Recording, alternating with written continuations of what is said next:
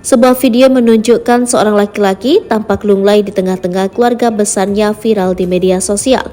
Berdasarkan keterangan, video yang diunggah di TikTok itu mengenai seorang laki-laki yang ditinggal nikah kekasihnya, padahal sudah berpacaran selama 6 tahun.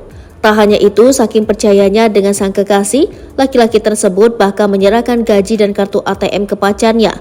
Dalam video tersebut tampak beberapa orang menenangkan seorang pria yang terkulai lemas di lantai. Video lainnya menunjukkan pria itu berada di sebuah pekarangan dan bersujud di atas rumput. Pria ini sampai jatuh pingsan ketika mendengar kabar bahwa kekasihnya akan segera menikah dengan pria lain. Beberapa orang yang diduga adalah keluarganya berusaha menenangkan pria tersebut. Pacaran 7 tahun dan saking sayangnya si cowok rela ngasih ATM-nya selama 6 tahun. Dan si cewek yang megang gajinya ini ditinggal nikah sampai pingsan mendengar kabar, tulis akun TikTok Arifin Lubis Liba. Video tersebut kemudian banyak menuai komentar dari warganet.